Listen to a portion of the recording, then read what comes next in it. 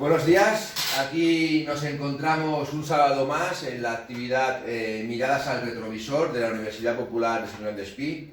Hoy contamos con Juan Tafalla, dirigente del PSUV y después del PCC, que nos viene a contar lo que han hecho todas las personas que han venido a esta actividad, ¿no? Su trayectoria vital para que sirva como espejo donde mirarse para las generaciones actuales, como pueda ser la mía, y sobre todo las generaciones futuras. Son un ejemplo, lo hemos dicho montones de veces, con una trayectoria de activismo social y político enorme y consideramos que tienen que ser recogidas. Y de ahí nace esta actividad. Bueno, Juan, ¿cuáles son tus orígenes? Porque siempre empezamos por el principio y queremos que nos vayas explicando tu trayectoria vital, tanto personal como de activismo social y político, estudiantil, lo que tú consideres necesario. Buenos días. Bueno, para hablar de mis orígenes tengo que decir que yo soy hijo de un militante republicano y comunista, miembro de la Juventud Socialista Unificada de Cataluña, que vivió la tremenda derrota que significó la entrada de las tropas fascistas en Cataluña y en Barcelona, ¿no?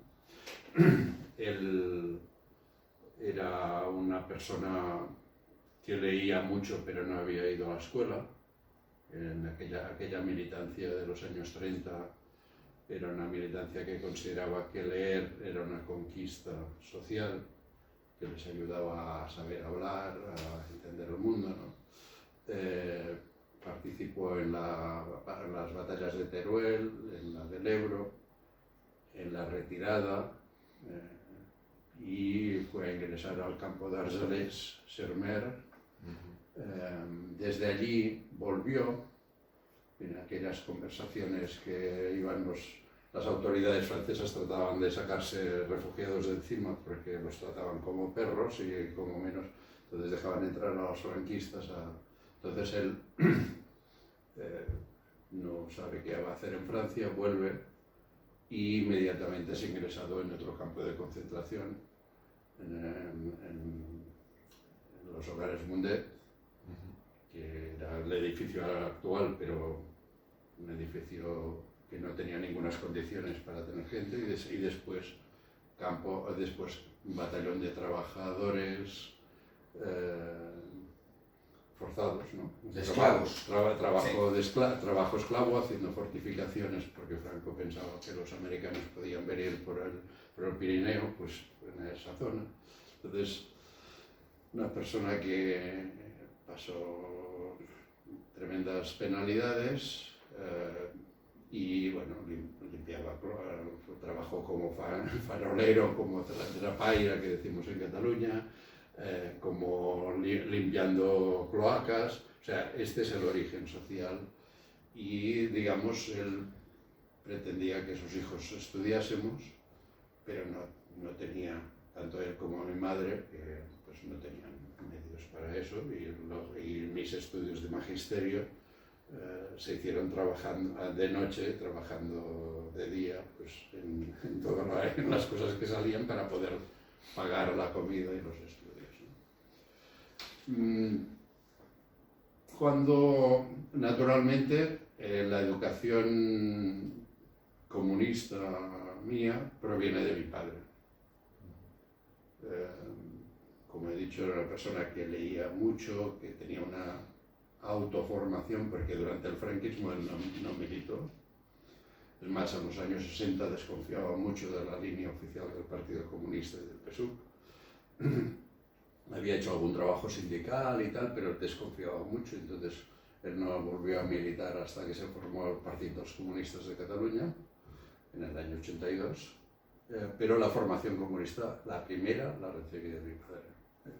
Me gustaría hacer una puntualización, es que me ha venido a la cabeza ahora mismo. De lo que ha dicho una cosa muy interesante. Usted trabajaba y estudiaba para intentarse formar. ¿Cómo hemos cambiado la sociedad para que ahora la gente joven vea el formarse y el estudiar como un castigo? Y en aquel momento era un privilegio y una salida para tener un futuro mejor. Sí. Es una cosa que hay que decirlo porque es la sociedad que nos está tocando vivir hoy en día. Sí. Es que el mundo está al revés. Y el mismo hecho de leer. El mismo hecho de leer era un acto revolucionario, ahora es un castigo. Ahora es un castigo. Para muchos jóvenes, hay Sí. jóvenes que leen, muchísimos jóvenes que leen, ¿no? Sí, no, los hay que leer, los hay que leer. Yo cuando hago actividades de formación en diversos ámbitos encuentro jóvenes bueno, bien formados y con interés por aprender, pero bueno, la inmensa mayoría no pasa de los titulares de las cosas, no pasa, tiene un nivel de atención, lo que decimos un margen de atención, en catalán un llindar d'atenció, de 20 minutos es la media social, o sea, a partir de los 20 minutos no hables más porque la gente ya se pierde, pero en la juventud cada vez esto está más bajo. Por eso no se visualizan según qué vídeos. Claro, porque digamos el espacio en el que puedes prestar atención, cada producto, las redes de comunicación tienen grandes ventajas. Ahora mismo pues esta entrevista se verá en más sitios que si estuviéramos hablando solo entre nosotros, ¿no? Eso es una ventaja, pero tiene el inconveniente para las nuevas generaciones en el que, digamos, baja su nivel de atención y la importancia de la autoformación, de la disciplina. Leer un libro requiere una disciplina.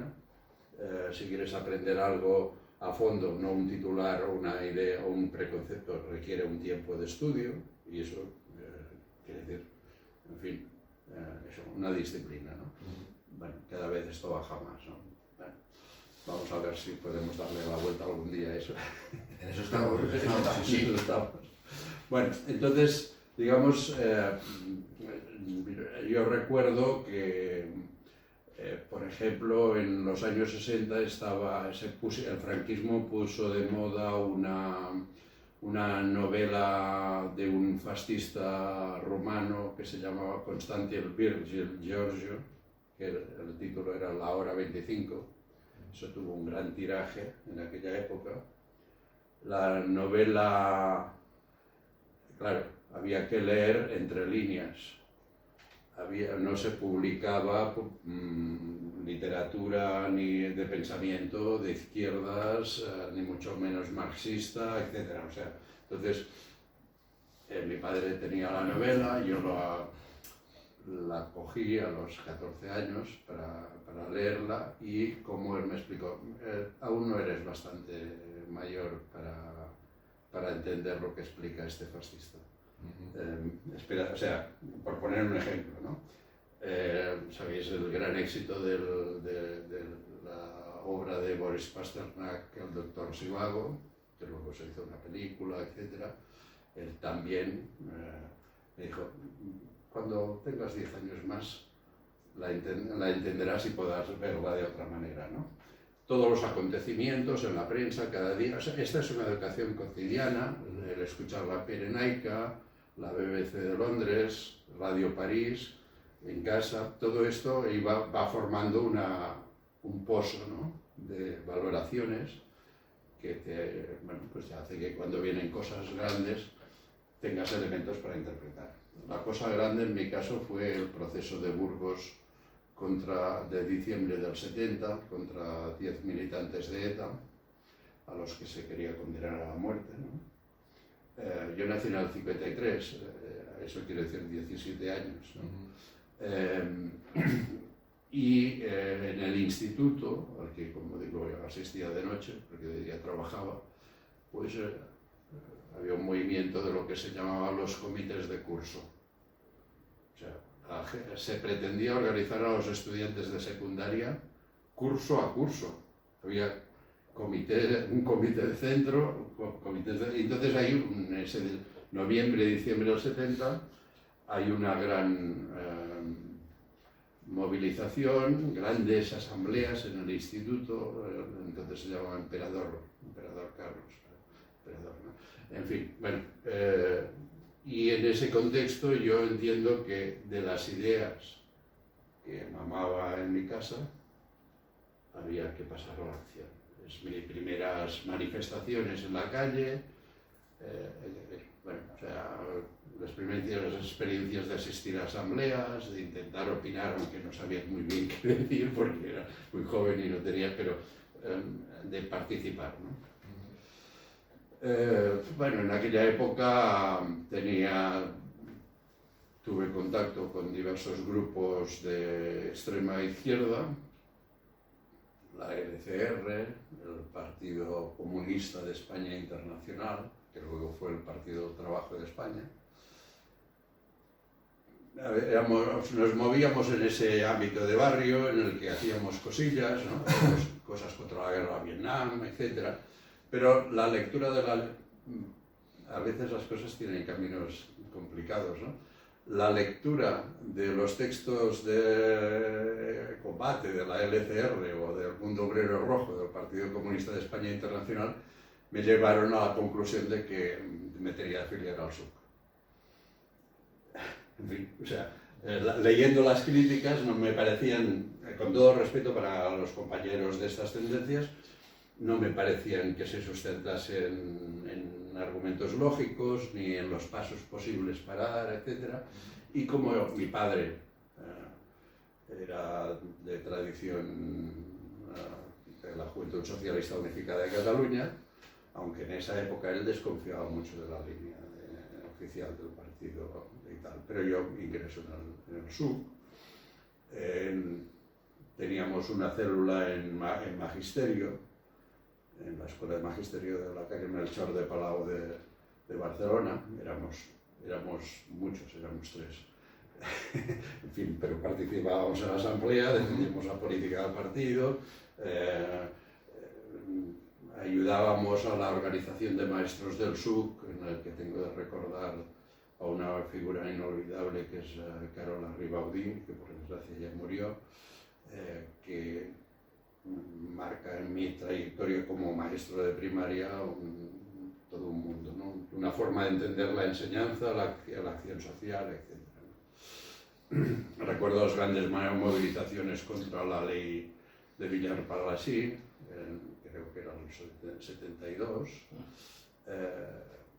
A mí me afectó. Sí, sí. Porque yo quería estudiar y cambiaron y ya Sí, sí. no quise hacer los 2 años de como previo al bachillerato. En la ley yo quería estudiar porque yo no fui a la escuela y quería estudiar en el bus, ¿no? Pero la ley de Villar-Palasí me afectó porque no podía entrar a estudiar directamente el bachillerato, sino que tenía que hacer 2 años antes y ya no quise. Ya no. Era disuasorio, eso es para que la clase obrera no pudiera incorporarse a la educación. Eso se llevan tomando medidas de este tipo desde siempre. Sí. Yo me acuerdo cuando en los años 80 la gente los hijos de los obreros empezaron a ir a la universidad, que los señores que gobiernan, la gente que sabe lo que tiene que hacer, pues crearon los másters. Y ahora poquito a poco van subiendo las tasas, van subiendo todo para que la clase obrera y los hijos de los obreros no puedan estudiar. A ellos no les interesa tener gente de la clase obrera formada. Hay que tenerla sometida. De todas maneras, en aquella época, como la gente había pasado una posguerra muy dura, la emigración, y entonces la aspiración general de la clase de los trabajadores de la clase obrera era que sus hijos mejorasen. Entonces, de esa época podemos conservar, o se conservan, numerosas unas movilizaciones tremendas para la construcción de las escuelas en los barrios, de los institutos, con pancartas como que decían los hijos de los obreros a la universidad. O sea, es un momento en el que, y la universidad se tiene de ampliar. El propio tardofranquismo tiene de hacer al menos aquí en Cataluña, una oleada de construcciones escolares, que más quisiéramos ahora los edificios. Los nuevos edificios que se hacen para escuelas primarias, eso no se hace, ni mucho menos o sea, había que responder a eso porque había una presión social y la gente se movilizaba. Y aún el propio tardofranquismo tenía cediendo, etc. El sistema, que es aquello de lo que siempre hablamos, ya se dio cuenta del tema y dijo, bueno, muy bien, ¿queréis estudiar? Pues os formaremos para que seáis productivos, pero no para que seáis críticos. Sí, no, eso humanidades y todo, y así la gente pero aún en esa época las humanidades aún existían. Ahora es el desierto. Ahora es el desierto de la universidad. Todo es técnica, ciencia. Gente productiva. Muy importante, pero digamos lo que sea, la filosofía, lo que sea la historia, la sociología, todo esto cada vez es menos. es que el sistema siempre se Bueno. se reconduce, porque es lo que hemos hablado con la democracia. Cuando ellos empezaron a ver que la gente quería votar, y dijeron, bueno, votaréis, pero vuestros representantes los controlaremos nosotros. Con lo cual, lo que tú votes no servirá para nada. O sea, ellos siempre van haciendo, adaptándose. Haz De tú un la lado ley, por delante, siempre. haz tú la ley y yo haré los reglamentos. Sí. Quieres votar, vale, pero la ley electoral la hago yo.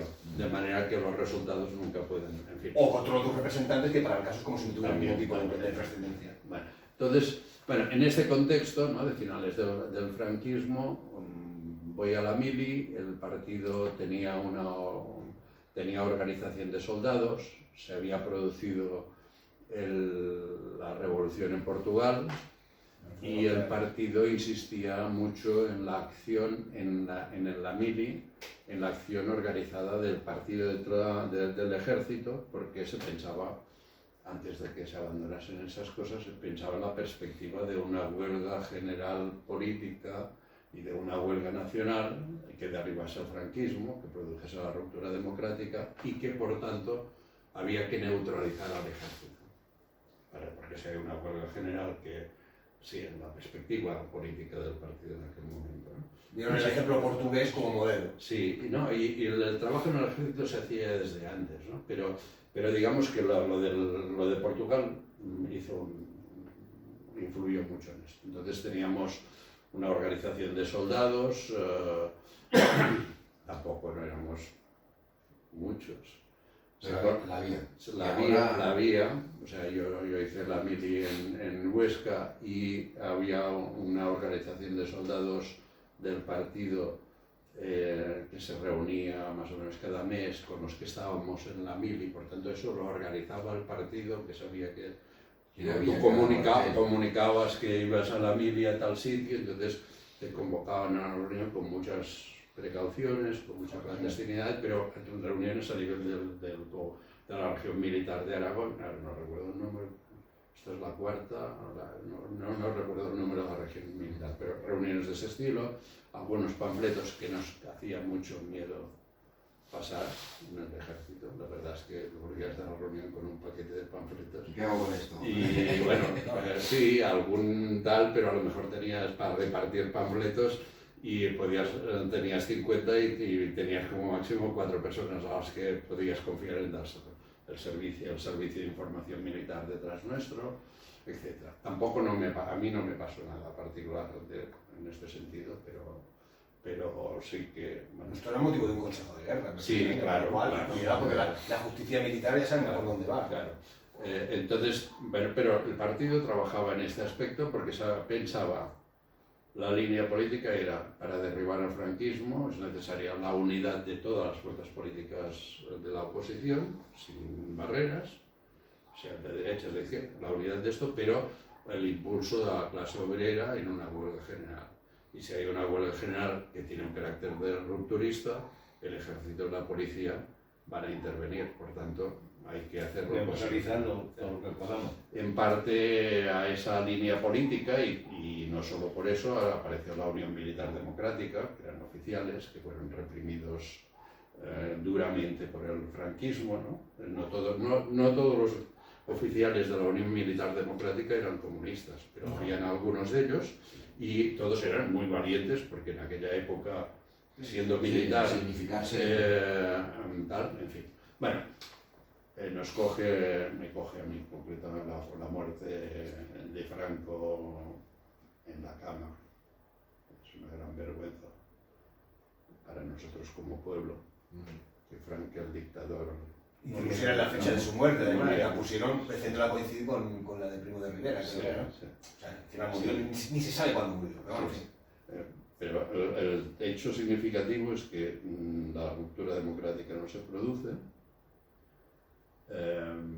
bien, la mili nos cogió esto. Los militares, tengo que decir que los militares en el cuartel donde estaba yo, el 29 de Artillería de Montaña de Huesca, estaban aterrorizados.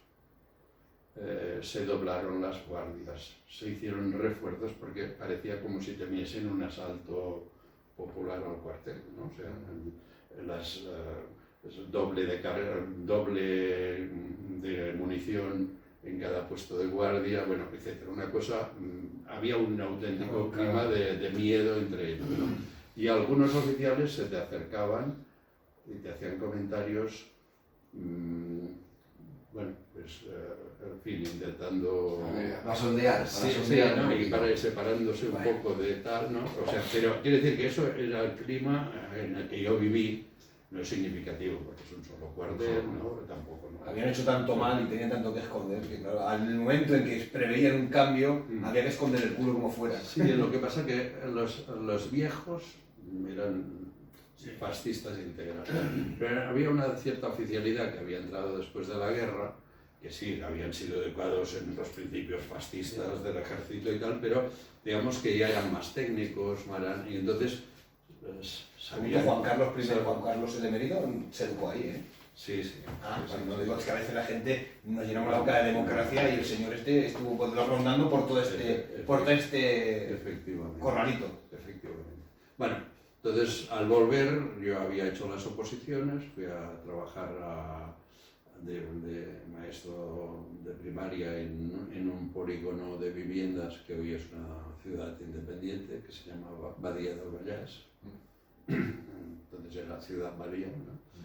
En la que se empezaba a poblar en el año a principios del 76. Quiere decir que había habido una oleada migratoria en los años 60 y aún a principios de los 70. Había una en la parte, en el entorno metropolitano de Barcelona, muchísima gente aún vivía en pisos al lado de sus familiares, o sea, el primo que había llegado antes, ¿no? Sí, compartía vivienda. Tal, o sea, en pisos que ahora los llaman pisos patera. En aquella la palabra no existía, pero eran... ¿No? Como los migrantes que vienen ahora del resto del mundo. Claro. Ni más ni menos. Claro. Pero esto también la gente se olvida, ¿no? Sí. O en las inmensas zonas de barraquismo que había en el entorno de Barcelona. Entonces, el franquismo intenta crear en la segunda corona de Barcelona varios polígonos de vivienda. Uno de ellos eran gallecs, que no se llegó a construir porque la gente se opuso, y otro era en Badía, otros aquí en el Bajo, la segunda corona metropolitana. En ese contexto, en Badía, tenían de ir a vivir 10.000 personas. Al final pasó una autopista por en medio un gran ejemplo de coordinación al mismo Ministerio de Obras Públicas. Tenía dos proyectos en el mismo terreno y quedaron en 5.000 viviendas. Llegamos a vivir allí unos casi 25.000 habitantes, hoy hay unos 16.000, y se necesitaban 8 escuelas y habían puesto 4. Se necesitaban 2 institutos que hay hoy y había 0 institutos.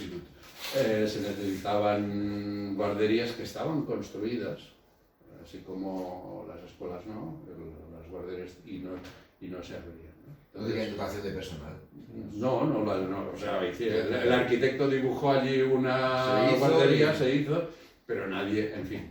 Entonces, eso es como todo el desarrollo metropolitano, que Sí, primero sí. se ha construido y luego al cabo de 40 años ha llegado el transporte público. sí. Bueno, también En la misma línea. también los problemas de transporte público, etcétera, es una situación. Y entonces allí, cuando llego con mi primera mujer, llegamos a trabajar allí, decidimos ir a vivir allí porque los maestros comunistas, algunos al menos, pensábamos que teníamos de estar donde estaba la clase. En el territorio. En los polígonos, o sea que nuestra misión como maestros era, aparte de instruir a los niños en la suma, la resta, la multiplicación y la escrital, militar en el terreno, en el frente de enseñanza, pero también en el barrio, ¿no? Entonces allí conocí gente extraordinaria, ¿no? del partido y de las asociaciones de vecinos. Quiero mencionar una figura para mí inolvidable, que es Teodoro Cantera, Adrián Miquel, que hoy en día tiene 101 años y sigue siendo militante comunista, 101 años, ahora en febrero lo hará. Bueno, una multitud de gente. La agrupación del PSUV, que fue legalizado en el 77, un año después, tenía como 150 personas en un polígono de 25.000 habitantes. Y teníamos una intervención, tanto los maestros como los militantes que estaban en las asociaciones en la asociación de vecinos, en las asociaciones de padres, en los movimientos culturales, una intervención notable en todos estos terrenos, ¿no? O sea, era un partido que todo el área metropolitana, el PSUV llegó a tener en enero, según los archivos, en enero del 1981, 21.000 militantes censados. El PSUV en aquel momento, en el momento de la legalización, había lanzado una campaña para tener los 40.000 militantes, porque la dirección del partido en aquel momento consideraba que para intervenir en la sociedad había que ser un partido de masas. Tener una red. En cada sitio, en cada empresa, en cada barrio, en todas partes, digamos, los comunistas tenían de estar organizados en el sitio, en el territorio, en la empresa, en el ramo, en el caso nuestro, enseñanza, ¿no? Para tratar de, en fin, de transformar las cosas, ¿no? Hacer avanzar las cosas. Aún muchos, yo entre ellos, aún no teníamos una idea clara de lo que había significado lo que luego yo he considerado la entrega que significó el pacto que se hizo para la legalización del partido. Es decir, en los pactos, esto ya está, en la historiografía está demostrado con datos y con archivo, o sea, no es aquello literatura... Sí, la aceptación de la monarquía, la aceptación de todo y entrar en el juego democrático. Claro, ahí nos viene, sí, en el año 70, cuando Carrillo se presenta en el Comité Central y pone la bandera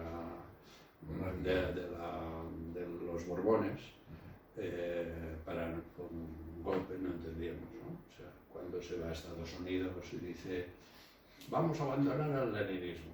Bueno, la discusión del leninismo es una discusión muy amplia, pero no vamos a entrar ahí pero eso también para nosotros era como un choque, no entendíamos que además estos, en lugar de hacerse de forma regular, llevándolo a un congreso del partido y que el partido en su conjunto discutiese y viese si lo aprobaba o no, etc., se hace desde Estados Unidos. Para nosotros es una especie de escándalo, ¿no? O sea, no entendíamos mucho. Había gente que sí, que ya lo tenía. Las formas se habían metido. Pero yo personalmente no, o sea, lo iba recibiendo, pero no entendías mucho, ¿no? Los pactos de la Moncloa, que algunos consideraban que nos decían, en aquella época la línea del partido hablaba de la vía española al socialismo, ¿vale? Como los italianos hablaban de la vía italiana al socialismo. Bueno, pues yo recuerdo una intervención de un destacado dirigente, no hace falta que diga el nombre, que en una asamblea de cuadros obreros hecha en Sardañola nos viene a explicar los pactos de la Moncloa y dice: camaradas, esto no es la vía española al socialismo, esto es la autopista, los pactos de la Moncloa son la autopista al socialismo, es decir, vender. A lo mejor había, no sé, era discutible si había que firmarlos o no, pero no me lo vendas como una gran victoria porque es un retroceso, porque es una derrota. O sea, a veces cuando te derrotan un ejército a lo mejor se tiene de retirar, pero lo peor que puedes hacer es decir que una retirada es una victoria. Le tienes de decir a la gente, vamos a retirarnos ordenadamente para después preparar. Bueno, en fin, todas esas cosas nos explotaba la cabeza. 40 años más tarde se dice que la transición democrática se negoció en la embajada americana y en la embajada alemana.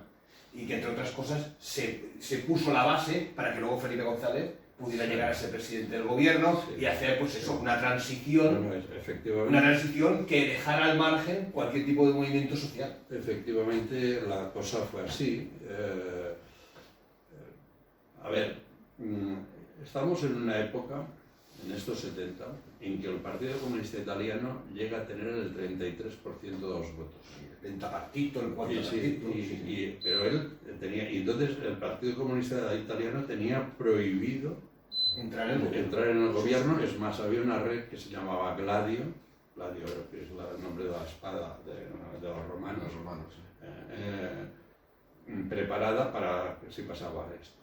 Partido Comunista Italiano, de forma discutible, pero bueno, era una vía, planteaba el compromiso histórico, la posibilidad de aliarse con la democracia cristiana para entrar, primero para sostener un gobierno de la democracia cristiana con un programa más avanzado y para el siguiente paso entrar. Eso Estados Unidos no podía, ni de alguna de las maneras, permitirlo. En Portugal hubo la revolución y hubo un gobierno en el que participaban los inolvidables Vasco Gonçalves, Rosa Coutinho, almirantes generales comunistas.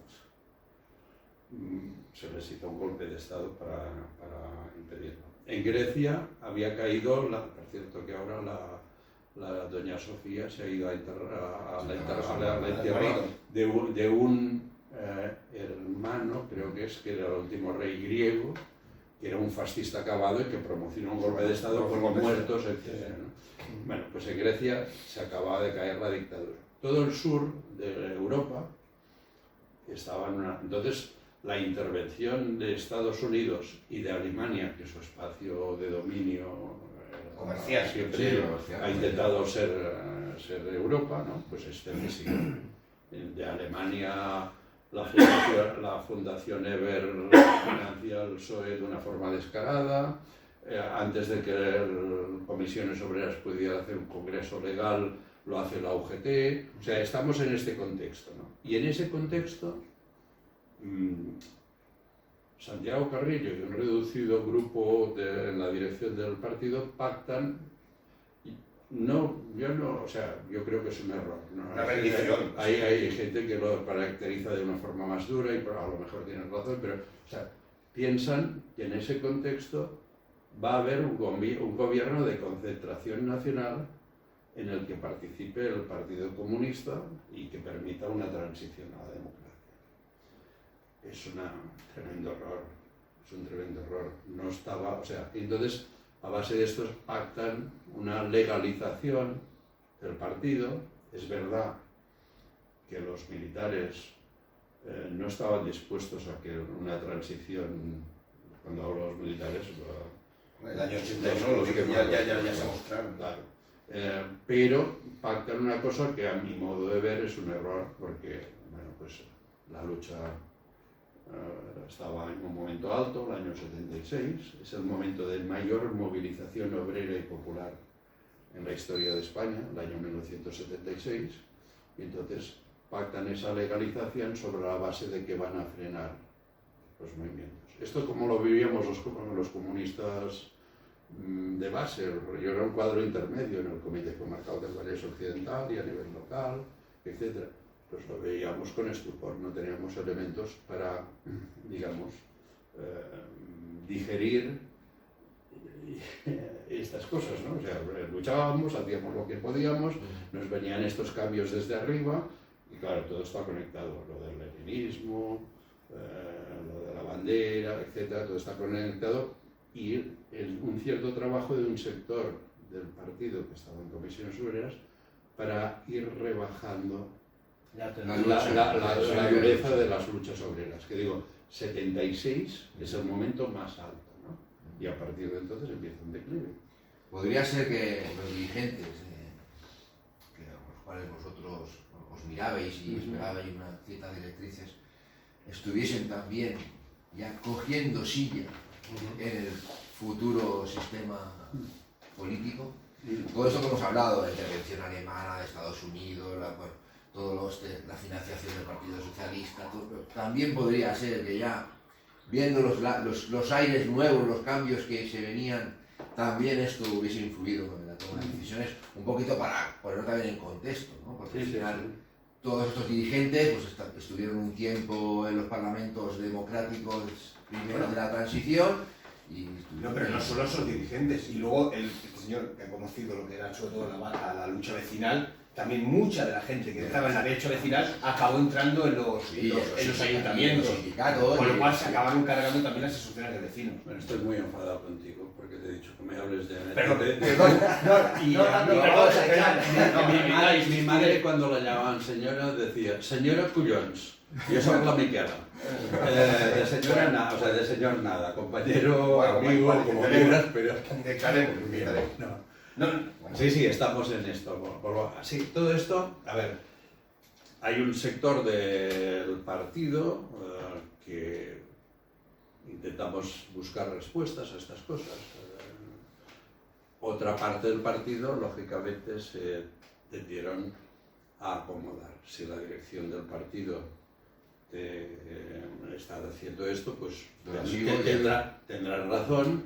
Entonces yo lo que tengo de hacer es en la fábrica, cuando los compañeros de la fábrica pues no están más por tirar más para adelante, pues les explico que no puede ser, o en el barrio pacto alguna cosa, en fin. Llegan las elecciones del 79, de las municipales, y una parte muy importante de la gente que participa en las municipales. Y se vacía, porque bueno, éramos mucha gente, 21.000 militantes, no era, pensemos que en aquel momento la población de Cataluña eran 5 millones, pues somos 7,5 millones, ¿no? Pero 21.000 militantes en ese contexto es mucho. Tenía un peso. Y tal. Pero, claro, si una parte de esa militancia, de los cuadros, desaparece de la asociación de vecinos y pasa al ayuntamiento, pues una parte de esos que están en el ayuntamiento hacen una labor correcta y buena, pero otros, pues, en fin. Y el movimiento social sufre porque una parte de los cuadros se descabeza. Han sido cooptados, ¿no? Esto es, después, leyendo a Gramsci y el concepto de Gramsci de revolución pasiva, lo hemos entendido un poco. Porque la revolución pasiva, ¿qué significa para Gramsci? Pues que la revolución pasiva es que el proceso histórico, cuando hay un movimiento que puede producir una ruptura, desde arriba se hacen cambios para evitar la ruptura y se trata de descabezar el movimiento. ¿Cómo se descabeza? O bien por la represión, porque no olvidemos que la transición hay una enorme violencia del aparato del Estado con muchísimos muertos. O sea, por un lado se descabeza al enemigo subversivo con la represión, por otro lado con la cooptación, con la incorporación, con lo que Gramsci llama transformismo. ¿Cómo pasa el transformismo? O sea, es a veces la gente es muy crítica y tal, con todo esto se habla de traición. Es un proceso mucho más complicado. O sea, uno se va transformando y adaptando lentamente. Sí, pero para que veamos lo que es la historia, ¿no? Que la historia se repite. Cuando hubo todo el movimiento del 15M, pasó exactamente lo mismo. Había un movimiento social en la calle muy bestia. Y entonces mucha gente, yo el primero, dije, no, lo que hay que hacer es ir a coger y quitarle las sillas a esta gente. Quitarle las sillas a la gente que está ahora mismo en el poder para ponernos con esas sillas y empezar a hacer una transformación. Sí. ¿Y qué han hecho los que se han puesto las sillas para hacer la transformación? Adaptarse a lo que hay. Y automáticamente descabezar todo el movimiento. O sea, otra vez, al cabo de unos 25 o 30 años, vuelve a haber un levantamiento y lo vuelven a solucionar de la misma manera. A mi modo de ver, el ensayo estuvo en la transición y en la interpretación que yo hago de la historia contemporánea de España hay 4 revoluciones pasivas, la tercera es la de la transición. O sea, 4 revoluciones pasivas, 4 momentos en que las clases de abajo, los obreros, los campesinos están en ascenso en su lucha, pueden producir un cambio y desde arriba se recoge una parte de los cambios y al mismo tiempo se descabeza el movimiento. Entonces, en estas 4, ahora no es cuestión de entrar en esto, pero la tercera, a mi modo de ver, es la transición, la cuarta es lo que estamos ahora mismo experimentando, ¿no? O sea, es decir, de la gran movilización después de la crisis del 2008, que la movilización en la calle pone en peligro el contexto, el consenso en torno a la Constitución del 78, porque pone en peligro la figura de la monarquía, que ya se pone suficientemente... ya lo hace solita, ya lo hace solita. Quiero agradecer a Juan Carlos, que ha hecho bastante para eso, nos ayuda bastante. Sí, pero esto es el aparato del Estado para sustentarlo. Pero pone en cuestión el incumplimiento de las promesas que hay en la Constitución. Y ese movimiento y una huelga general, no solo 15M, porque solo hablamos de que pero hay una huelga general, todo esto está poniendo en peligro. Entonces, bueno, pues, en fin, vamos a cambiar algo para que nada cambie, como decía Lampedusa. Bueno, este es el contexto de la transición, ¿no?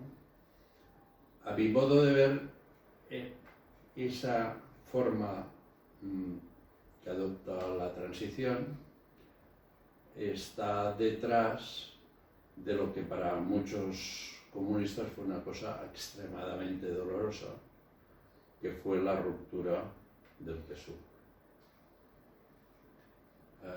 Una cosa que nos produjo dolor en los dos lados, un dolor tremendo. Y ese dolor a veces se ha expresado de formas, cuando sufres dolor visceral, con rabia, a veces viendo, es más fácil... Y que hoy en día aún duran. Sí. Hablamos con dirigentes que no quieren sí, venir porque consideran que la otra parte, sea la que sea, traicionó el pensamiento, traicionó las ideas y lo traicionó todo.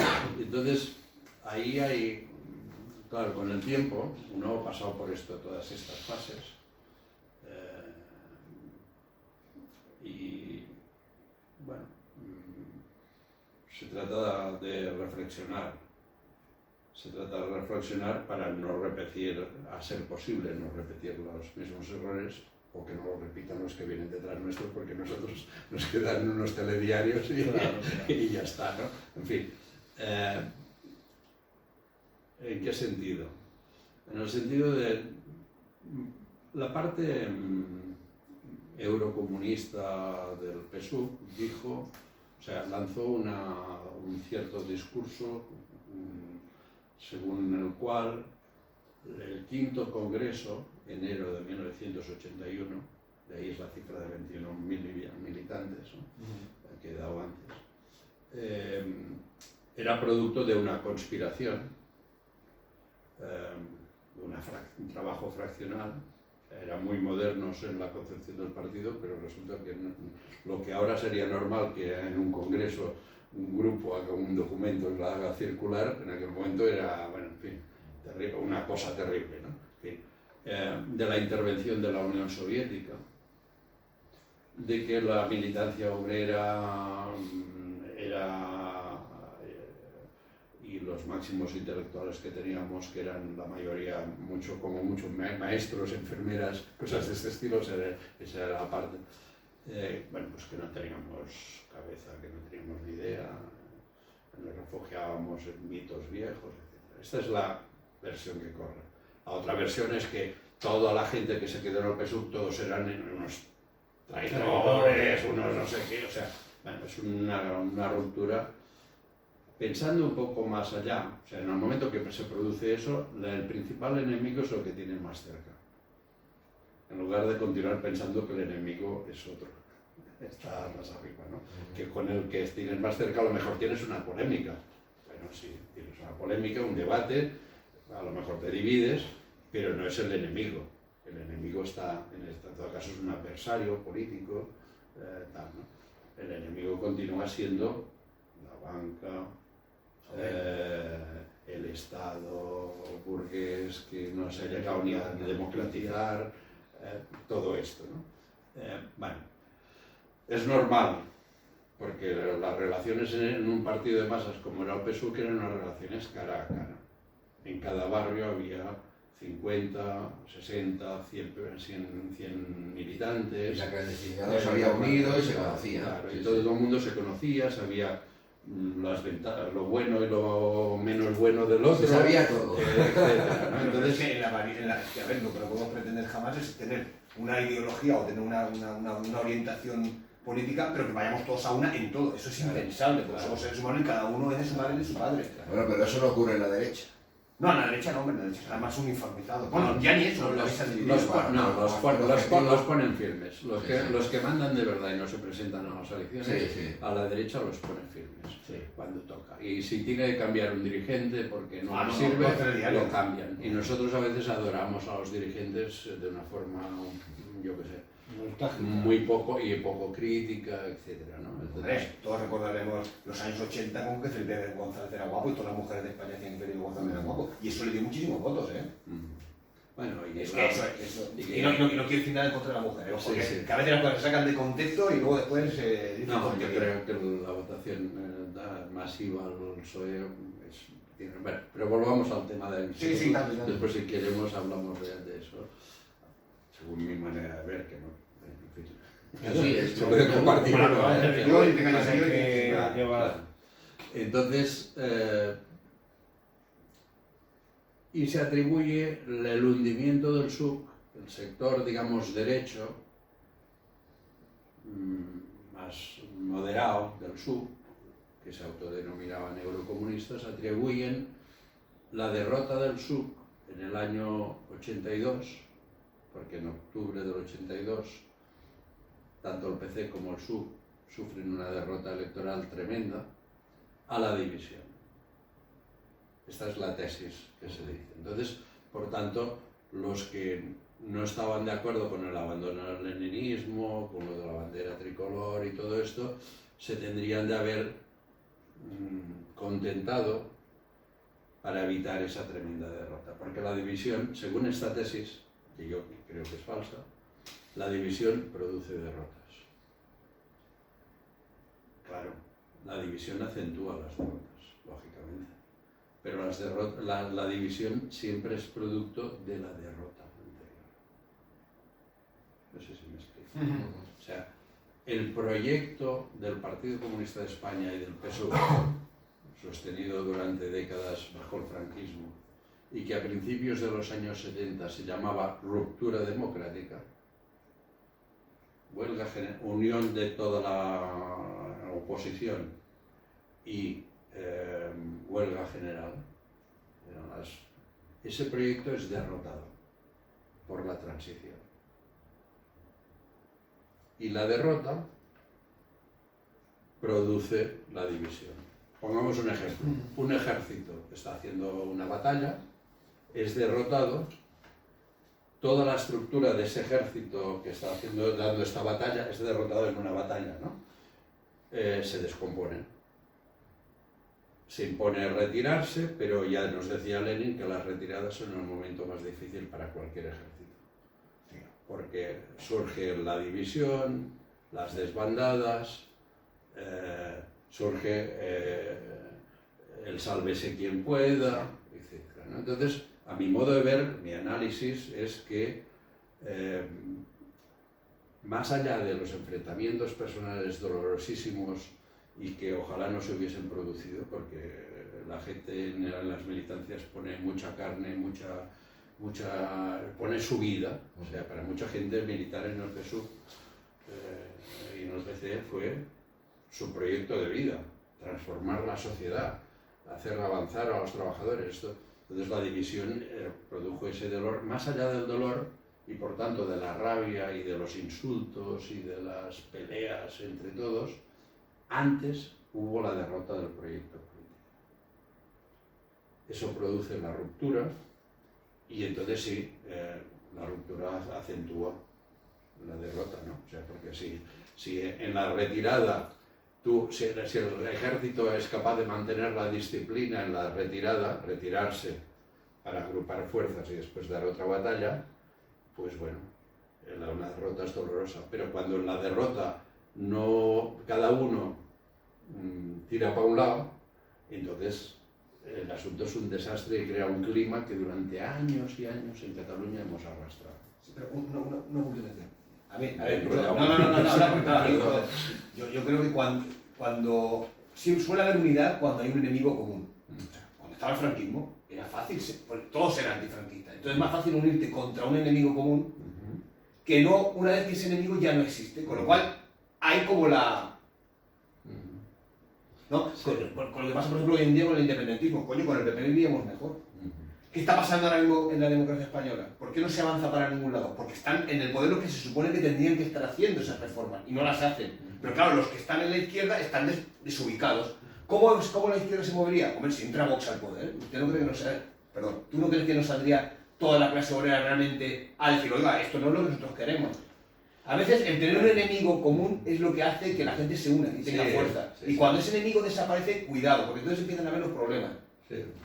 Pero bueno, eso nos llevaría a la nostalgia de aquella frase de Vázquez Montalbán de que contra Franco luchábamos mejor. Sí.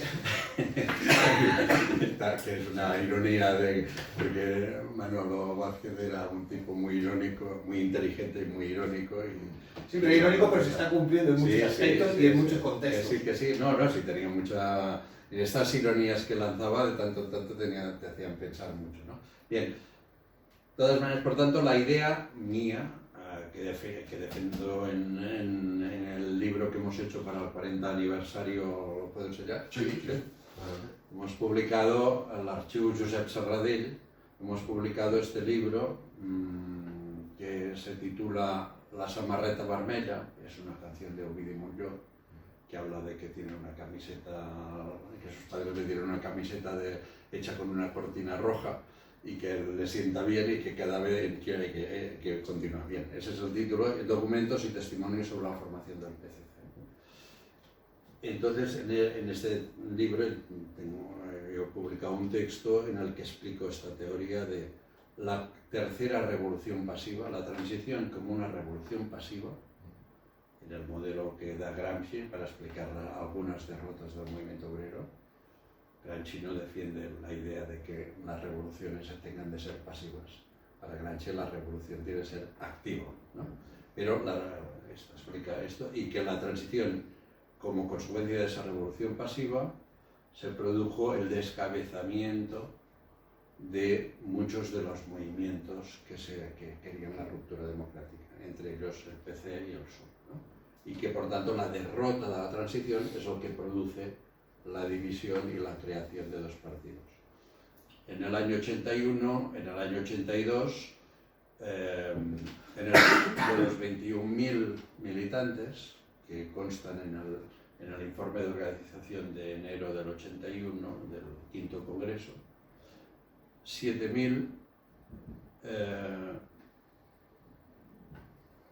son las cifras un poco aproximadas, pero muy, muy ciertas, ¿eh? Entre 7.000 y 7.500 quedan en el PSUV, entre 7.000 y 7.500 van al PCC, y los otros hasta 21.000 se van a su casa.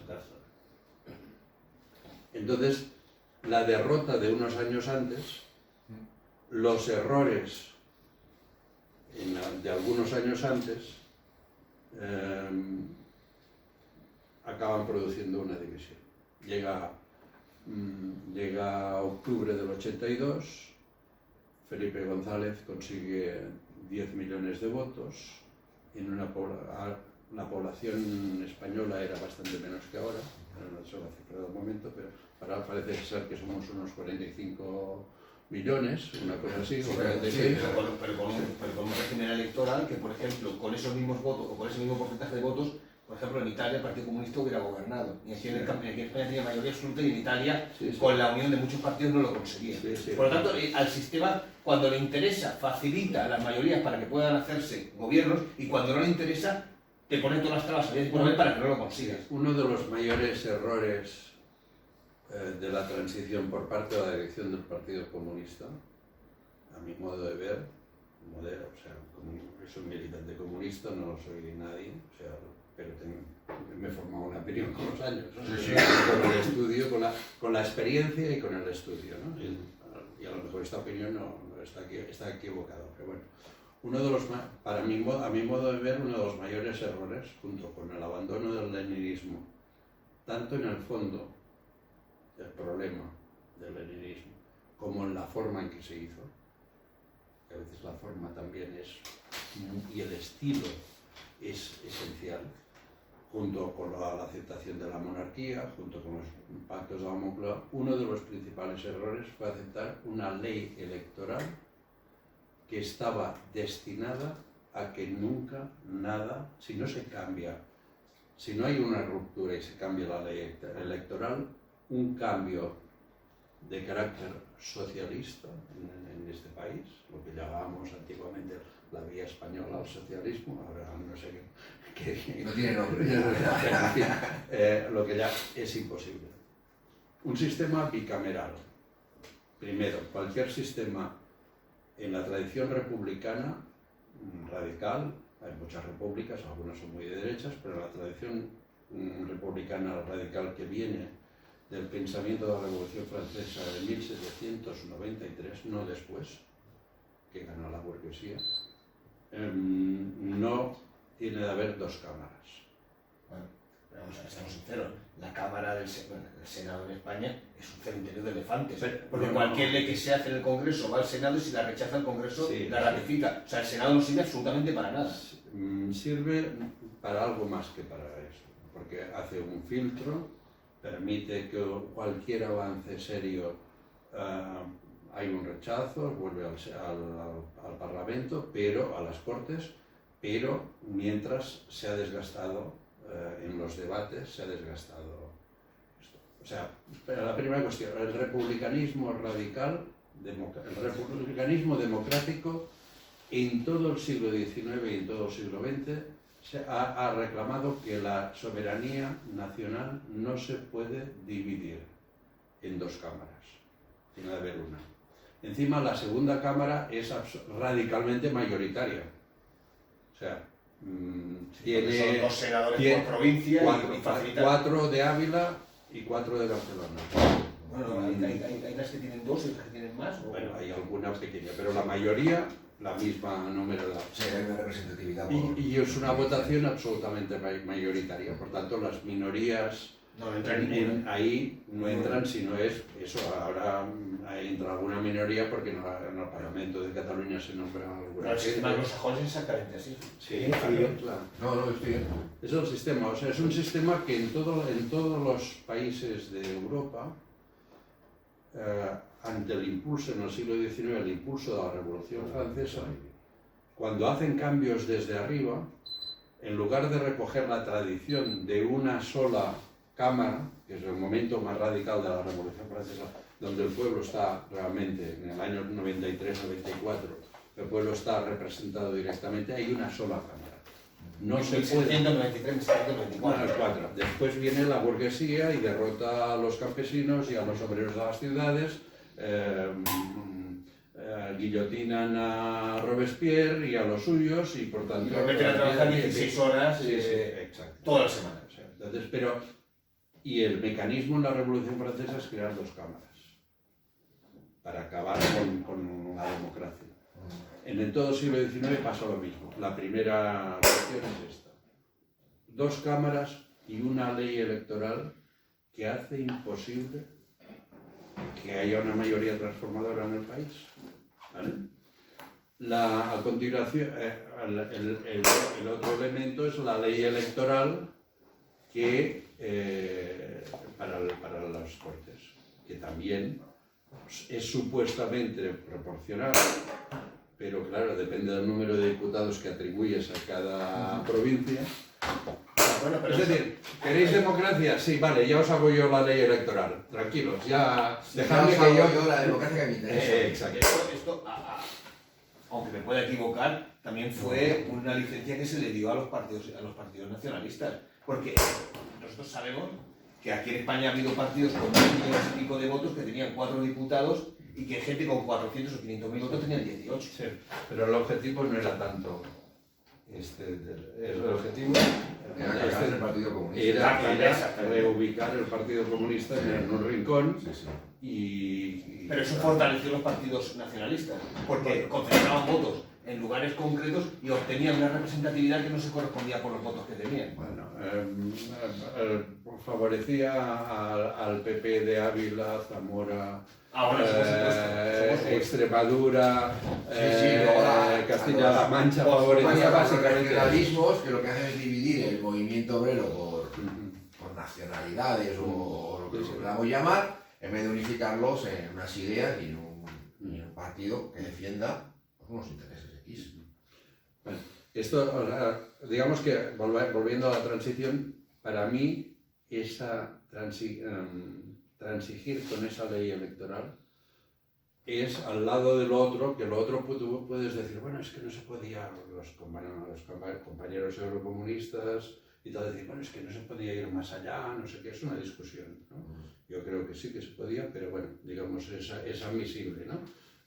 Teníamos de frenar un poco para, bueno, vale, pero tú transiges en una electoral en que nunca, jamás, vas a tener un papel decisivo y pasan 40 años y sigues igual sin tener ese papel. Entonces, visto los 40 años, en aquel momento era discutible, porque ahora se ha confirmado. Visto 40 años, ves eso del proceso y, en fin. Una pregunta directa, le voy a hacer. Usted que está en el mundo de la enseñanza, coño. Y ahora estoy jubilado ya. Bueno, está jubilado. Compañero y amigo, y ahora estoy jubilado. Pero ha estado en el mundo, ha estado usted en el mundo de la enseñanza. Sí. Ha estado, perdón. Sí. Vale, No, ha estado en el mundo de la enseñanza. Respuesta. No hagamos. Sí. Estoy adoctrinado de muchos años. Sí. No, de muchas cosas. Tú que has estado en el mundo de la enseñanza, perdón. Todo esto que se ha estado hablando, por ejemplo, aquí hoy, en la enseñanza se supone que hacen historia. No. Jamás de la vida se les va a explicar absolutamente nada. Les han vendido la transición como algo idílico, maravilloso y fantástico, porque evitó, y se lo dicen así, evitó una segunda guerra civil. La gente lo ha comprado, se lo ha interiorizado, se lo ha comido, y nadie se cuestiona absolutamente nada de lo que estamos hablando hoy aquí. Y la gente que más o menos hemos escuchado, o hemos leído, o hemos mirado cosas, porque esto que estamos haciendo aquí, si alguien quiere que se sepa una cosa, lo último que tiene que hacer es escribirlo, porque si lo escribes nadie lo lee. Sí. No lo digo como No. evidentemente que este trabajo hay que hacerlo porque es necesario. Yo no estoy de acuerdo con eso. Yo creo que gracias a los libros tienes tú la preparación que tienes y él... Sí, pero porque me he molestado en leer. Es que ahí está el problema. El problema radica ahí. Si yo tengo conocimientos es porque he escuchado Y al y porque he leído. Pregunto, este señor viene del mundo de la enseñanza. A la gente que está en la enseñanza hoy en día, cuando hacen historia contemporánea, les dicen que lean. No digo este libro en concreto. No, digo, libros que cuestionen lo que es el mensaje monolítico que se ha trasladado. Jamás. Esta discusión que hemos tenido aquí hoy, esto debería ser objeto de debate, por ejemplo, en los institutos, para que la gente supiera de dónde venimos. No, les explican la guerra civil, les explican la Segunda República, les explican, por ejemplo, la restauración borbónica, y no les explican lo más básico que es decir, oye, es que tenemos una democracia desde el año 70, el gobierno dictado en el año 75, y qué es esta democracia, cómo está constituida, cómo se articula. Nadie sabe nada. La gente no sabe nada. Y a mí me interesa que lo sepan, ¿eh? Lo más Tú que estás enseñando, lo sabes. Claro que no interesa. Lo más preocupante es que desde la enseñanza no se motiva a que ocurra eso. Ese proceso de investigación, No les dejan. de leer, nos incentiva, o sea, nos motiva, no les dejan. ¿La libertad de cátedra existe? ¿Existe la libertad de cátedra? ¿O ustedes tienen, o dentro de la enseñanza tienen Cada vez más. una línea súper marcada que no se puede salir para A nada? ver, cualquier régimen, cuando diseña su sistema educativo, no lo hace pensando en Para que la gente la critique. humanidad, no sé, No, digo gente cualquier critique. régimen. Lo hace pensando en reproducir la ideología En dominante, perpetuarse. que como nos dijo Marx, es en cualquier sociedad la ideología dominante. La ideología dominante es la de la clase dominante. Entonces, la estructura misma del sistema educativo está diseñada para esto. Tú quieres hacer una sociedad,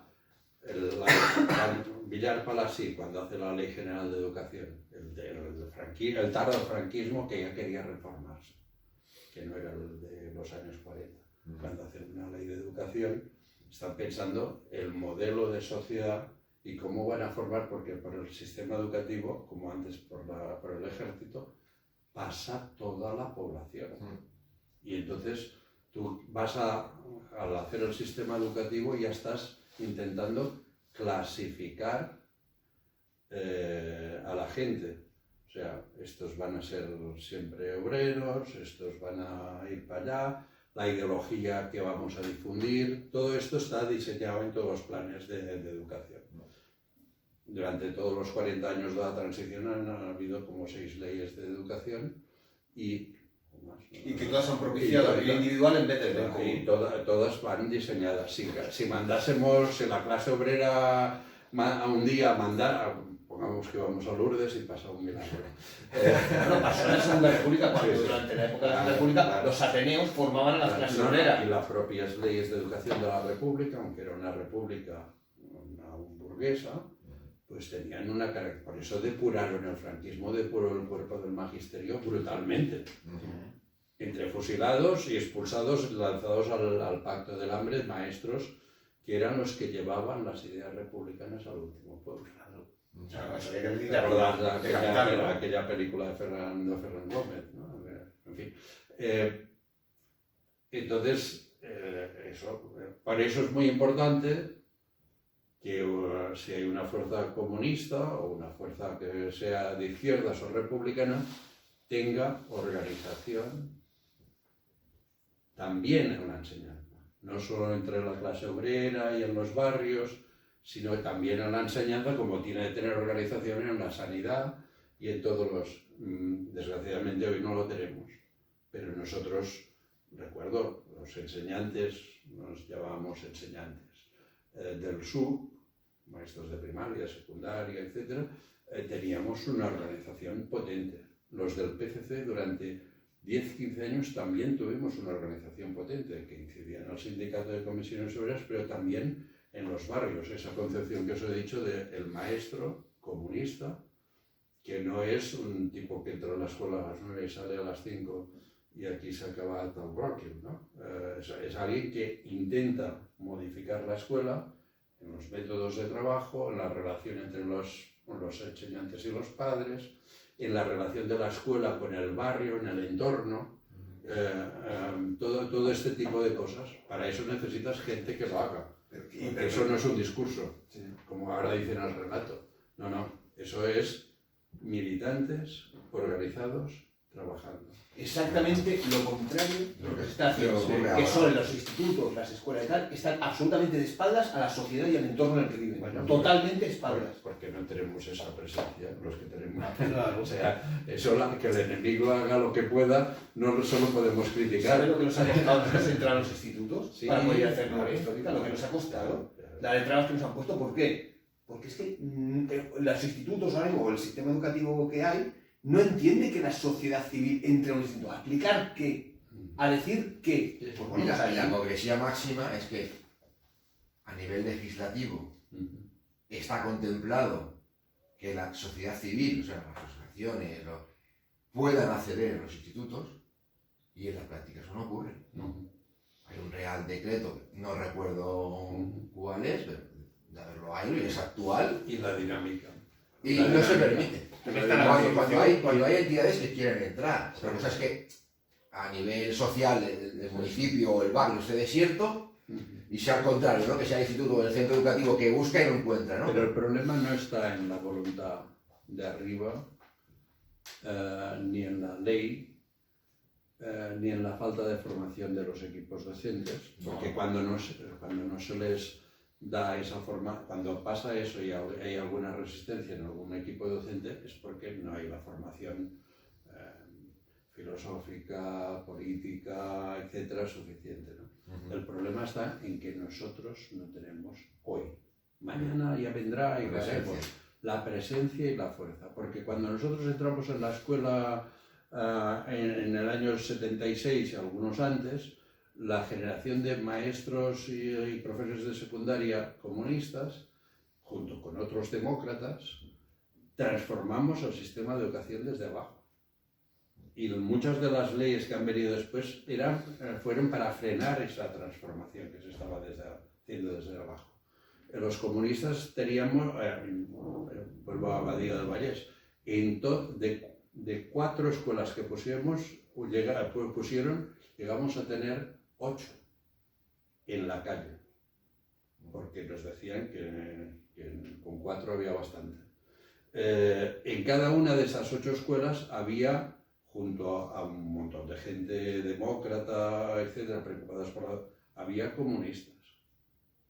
Entonces, esa presencia no es porque vas allí con la bandera y dices, yo soy comunista y vosotros... No, vas allí, cuando estás en la asociación de padres, pues estás defendiendo los intereses de tus hijos, los intereses de los hijos de los trabajadores, y vas introduciendo criterios, como en los centros. Como comunista yo en un centro, pues a lo mejor he estado solo en ese centro, pero se ha notado que estaba. Tengo que deciros que en el centro que estaba yo hasta que me jubilé, el año 13, toda la vida se han hecho todas las huelgas por completo. Por desgracia, y esto es una autocrítica, cuando me jubilé han dejado de hacer huelga. Digo autocrítica porque quiere decir que a lo mejor no he dejado las... No has dejado la semilla necesaria para que continuara. Bueno, espero que no me oigan los compañeros, que los quiero mucho y tal, pero es así. Es una labor muy difícil. Pero quiero decir que si tú tienes organización y presencia, eso se transforma. O al menos puedes luchar contra los aspectos. Si te llega a un instituto un proyecto de memoria histórica y en el claustro hay gente de izquierdas, demócratas o en su mejor versión, si hay algún comunista, es más fácil que el proyecto, que una entidad memorialista llegue a un instituto, sea aceptado que si no hay nadie. Claro. O sea, es así, 2 y 2 hacen 4, no hay que saber álgebra para llegar a esta conclusión. El problema que tenemos hoy es que la izquierda, en general, se dedica al relato, a hacer las grandes frases en el tweet, tal. Los equipos de los partidos de izquierdas hay equipos muy potentes que se dedican a eso, y a veces lo hacen bastante bien, o sea, a veces no, pero en fin. Pero el problema está en que no hay organización por abajo. No hay organización militante de gente que piensa que son comunistas, que piensan con su cabeza, que no son comunistas acríticos con lo que digan los de arriba, pero que están transformando. ¿Sabéis eso de la circulación de la sangre, los capilares, ¿no? El oxígeno no es suficiente que circule por las venas y las arterias. O sea, cuando sale del pulmón, va a las arterias y el oxígeno se reparte, ¿no? Tiene que llegar por los capilares a la última célula del cuerpo. Entonces tenemos a lo mejor unos pulmones que dan oxígeno, hay un discurso político, ideológico y tal, más o menos bueno, en fin, entremos en eso, ¿no? Pero resulta que el oxígeno no llega a la última célula de la sociedad, por los capilares.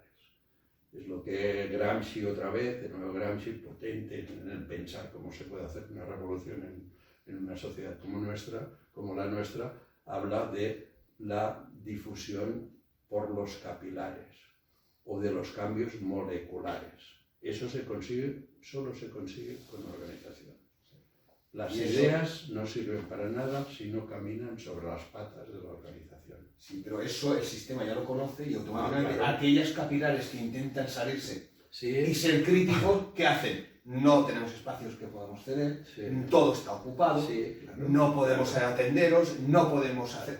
automáticamente que es a esos capilares decapitarlos. Pero la correlación de fuerzas, siempre la política es un problema de poder y de correlación de fuerzas. Si en un barrio tú quieres transformar algo, necesitas tener fuerza, necesitas tener organización, gente convencida de que tiene de hacer estas cosas, gente que discute colectivamente y acuerda entre ellos qué hay que hacer en aquel barrio o en aquella empresa o en aquella rama del sindicato o donde sea. Si no tienes correlación de fuerzas, puedes tener unas ideas magníficas, Yo particularmente creo que las mías son maravillosas. Pero en fin, si estoy solo. si estoy solo, pues, en fin, ¿para qué sirven esas ideas supuestamente maravillosas? Lo que sirven es, estén equivocadas o no, hay un colectivo que discute, que está organizado y que paso a paso va decidiendo qué va haciendo en cada caso. Pero tú, ¿por qué crees que la sociedad, el pueblo, no está ahora por afiliarse a los partidos comunistas, que es verdaderamente la auténtica izquierda? Porque para mí la revolución no la va a hacer nada más que los comunistas, con su pueblo, claro. Y entonces, claro, yo digo, ¿por qué? Que, bueno, sabemos que hemos hecho muchas cosas malas. Ahí tienen, yo creo que cuando entraron los Banderas Rojas, los Comín, los Soletura, los García Nieto y tal, los cristianos por el socialismo en definitiva, yo no sé si traían buenas intenciones, pero la verdad que estos son los que destruyeron, bueno, junto también a Carrillo y compañía, para mí. Bueno, aquí hay dos cosillas. Una es lo de Bandera, que podemos hablar, no sé si os interesa cómo lo valoro yo, ¿no? Sí. Y otra es la primera, que me parece más importante, porque lo de Bandera es casi hacer arqueología. Si queremos mirar para adelante, es la primera parte de la pregunta que me parece más de mayor interés. ¿Por qué? ¿No? Pasa, o sea, que no hay que las organizaciones comunistas están divididas, somos minorías. Yo particularmente estoy en Comunistas de Cataluña, pues junto con lo que queda del PSOE Viu o con otros compañeros, minorías absolutas. Bueno, a lo mejor alguno dice, no, mi partido sí que... de acuerdo, mire, perfecto, cap problema que decimos aquí, ¿no? Pero, en fin, la realidad es esta, que estamos divididos y somos poca gente. Hay muchos motivos. El primero es uno generacional. Yo hago formación marxista en diversas organizaciones donde me llaman, ¿no? Que yo milito en un partido, pero pienso que donde haya una gente que se considera comunista, pues tengo unos camaradas, unos hermanos, y si me piden que les explique algo de Marx o de Gramsci o de Lenin, pues voy y se lo explico. Después no me meto en su línea política ni nada, porque aquí no lo respeto. Donde veo gente joven comunista, os escandalizará quizá, es cuando voy a hacer formaciones marxistas en las organizaciones de la CUP. Eso es lo que ven mis ojos, ¿eh? Sí. Y con preguntas siempre muy interesadas, o sea, con mucha atención y con preguntas. Después, cuando hago formaciones en comunistas, también veo a alguna gente joven. Hoy. Sí. Hoy. Hace tiempo. Pero en el resto de sitios, cuando vas, ves unas camaradas que, bueno, yo me identifico mucho porque tienen mi edad, pero nos quedan 4 telediarios. Claro. O sea, primero hay una razón generacional. La tremenda derrota de la transición originó que las organizaciones no se fueran renovando.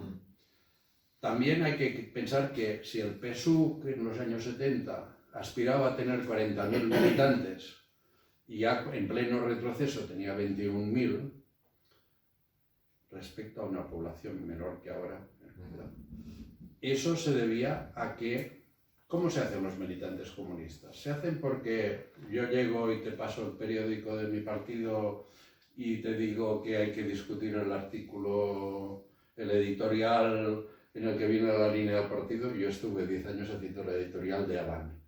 O sea, yo era el director de Avant y el editorial obedecía a la línea del partido. Bueno, en fin, esta no es la vía. O sea, está muy bien que haya un periódico que lleve la línea del partido y la explique y tal, ¿no? Esto es maravilloso, pero es insuficiente. ¿Cómo creció el PSUV de ser unos 2.000 en 1965 a en el 76 aspirar a tener 40.000 y en el 81 aún tener 21.000. Crece en la ola de luchas sobre la huelga de la Força, la huelga general de Sabadell, la huelga general de Sardañola, la lucha por que se asfalten las calles en todos los barrios que el franquismo tal. En esas luchas, en ese contexto, los comunistas organizados podían recoger la experiencia de la gente. ¿Cómo se llega a la conciencia de clase? Porque te hacen un cursillo proselitista como los testigos de Jehová. Hay que hacer la formación. Sí. Yo al contrario, que me dedico a eso, o sea, que como iba pero me dedico a explicar en la formación que la conciencia de clase solo se puede adquirir por la experiencia. O sea, tú te vuelves crítico al sistema y llegas a la conclusión de que los obreros y los campesinos y otros sectores populares juntos podemos cambiar la cosa. O mejorarla por lo menos. No, igual, yo estoy hablando de revolución, cambiarla a partir de tu experiencia de cada día. Tú tienes un problema en el ambulatorio que no hay, bueno, que hay unas colas infectas que nos están maltratando de forma brutal. Puedes llegar a la conclusión, bueno, no se puede hacer nada. Es lo que hay. Es lo que hay. O puedes, si hay una organización que está estructurada capilarmente en los sitios, puedes llegar a la conclusión de que esto se puede cambiar. Y en el transcurso de la lucha para cambiarlo y de la discusión con los compañeros vas adquiriendo una conciencia de clase y una idea de que hay que cambiarla toda. Vaya rollo he pegado por la primera parte de la pregunta. Ahora el problema es cómo conseguimos que la sociedad se rebele contra el hecho de que estén demonizando la protesta. Porque se está demonizando sistemáticamente la protesta, con lo cual la gente ahora ya no protesta porque es que hasta está socialmente mal visto. Bueno, es lamentable, pero la experiencia no es un problema de decirle al vecino que ve una cosa y te dice una cosa facha, y te dice una frase. Ahora lo vemos entre muchos sectores obreros, posiciones así. Discutiendo con él vas a lograr pocas cosas. O sea, tienes de discutirle, tienes de rebatirle, pero no, el problema es si ese mismo vecino, ante un problema social, se logra que se movilice y en ese contexto, pues elaborando la experiencia, es posible, digamos, que adquiera conciencia. Bueno, hoy la izquierda está mucho en el discurso, en la construcción del relato. Yo creo que hemos llegado a un punto en el cual hay dos opciones. O luchamos por el bien común, o dejamos que el bien individual acabe con todo. No hay más. Entonces, yo creo que está superado el tema de los partidos y todo lo demás. Simplemente hay que decir, a ver, ¿quiénes somos los que estamos por hacer una sociedad en la que priorice el bien común y quiénes, oye, quieren hacer su guerra, quieren tener todo lo que puedan y mandan el planeta al garete? Pues lo van a hacer, pues en 30 años que el planeta se va al garete.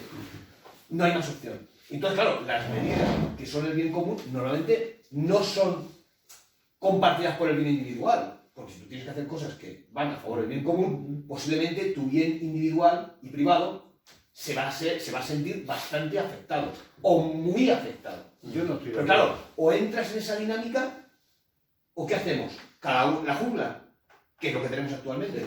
No hay más. Esto es lo que es deseable que hiciera un pueblo organizado y consciente. Exactamente. Crítico. Lo que es deseable. Claro. Pero para llegar a esto, algunos tienen de hacer algunos deberes. Claro.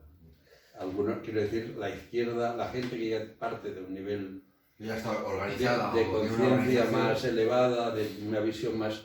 ¿Cómo llega a que la mayoría de la gente, cuando se moviliza, vaya más allá de pedir la migaja?